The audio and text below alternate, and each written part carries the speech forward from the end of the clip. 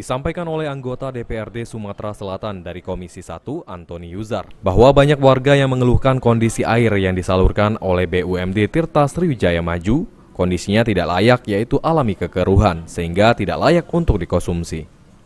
Padahal menurut Antoni yang ditemui di DPRD Sumatera Selatan, bayaran PDAM Tirta Sriwijaya Maju cukup mahal, bahkan jika dibandingkan dengan pembayaran PDAM Tirta Musi lebih mahal.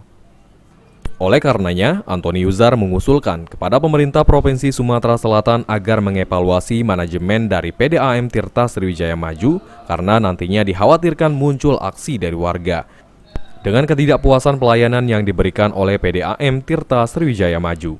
Kepada pemerintah, ini perlu ditinjau, ya baik kepengurusannya, pimpinannya, dirutnya segala macam.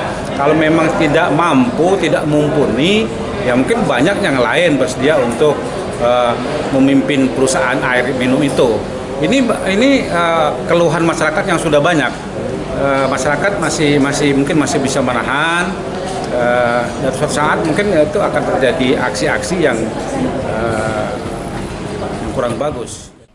Menanggapi penyampaian anggota DPRD Sumsel Antoni Yuzar, Sekda Sumsel S.A. Supriyono menjelaskan akan mempelajari dahulu keluhan warga yang disampaikan melalui DPRD Sumsel. Saya kira kita lihat dulu nanti karena nggak jelas wilayahnya apakah itu pelayanan Tirta Musi apakah TSN. Ya kita lihat dulu. Ya Pak, untuk ini kan sejauh ini BUMD Tirta Sriwijaya Maju sendiri menyalurkan air bersih ke puluhan ribu penduduk yang ada. Firman Hidayat, PAL TV.